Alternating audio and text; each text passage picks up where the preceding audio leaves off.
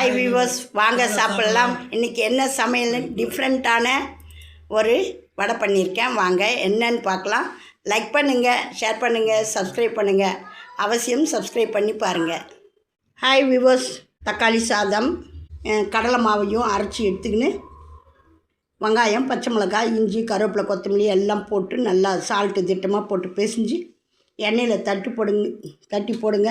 சூப்பரான சுவையான மொறு வடை, சுவையாக டேஸ்ட்டாக நல்லாயிருக்கும். இதை அனைவரும் ட்ரை பண்ணி பாருங்கள், எப்படி இருக்குதுன்னு சொல்லுங்கள். சோயா வச்சு ஒரு வடை செஞ்சுருக்கேன், பார்க்கலாம்.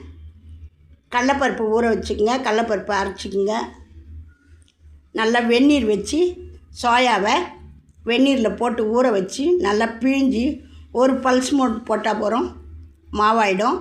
அதை எடுத்து போட்டு கடலை மாவையும் அரைச்சி ஒரு 100 கடலைப்பருப்பு போட்டால் போகிறோம். ஊற வச்சு அரைச்சி வச்சுக்கோங்க.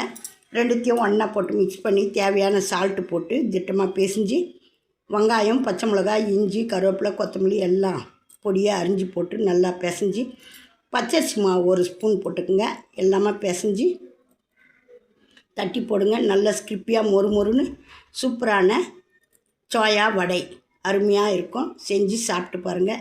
லைக் பண்ணுங்கள், ஷேர் பண்ணுங்கள், சப்ஸ்கிரைப் பண்ணுங்கள். ஆல் பெல் பட்டனை கிளிக் பண்ணுங்கள். இது பாருங்கள், வடை எப்படி இருக்குது பாருங்கள். சூப்பராக மொறுன்னு இருக்கும். அருமையாக டேஸ்ட்டு அப்படி அள்ளுது. நல்லாயிருக்கு டேஸ்ட்டு. செஞ்சு சாப்பிட்டு பாருங்கள். தக்காளி சாதம், எண்ணெய், மசாலா சாமான்லாம் போட்டுக்குங்க.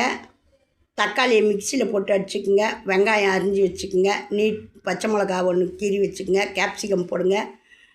நம்ம மக்ரூனி ஊற வச்சுக்கோங்க. தக்காளி சாதத்தில் நான் போட்டிருக்கேன் பாருங்க. மக்ரூனி போட்டு பிரிஞ்சி மாதிரி செய்திருக்கேன். இதில் தக்காளியை அரைச்சி ஊற்றி பண்ணியிருக்கேன். தக்காளியை தூக்கி போடாமல் என் மசாலா சாமான்லாம் போட்டு வெங்காயம் போட்டு வதக்கி அரைச்ச தக்காளியை எடுத்து ஊற்றுங்க. அதையும் கலரிட்டு நல்லா செவந்த உடனே அதுக்கப்புறம் பச்சை மிளகா 1 கீனி போடுங்க. இஞ்சி பூண்டு அரைச்ச பேஸ்ட்டை போடுங்க.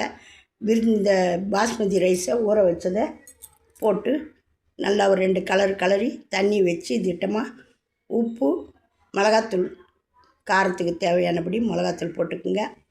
போட்டு 2 விசில் வச்சு கலரி தயிர் 1 ஸ்பூன் ஊற்றி கொத்தமல்லி தூவி இறக்குங்க.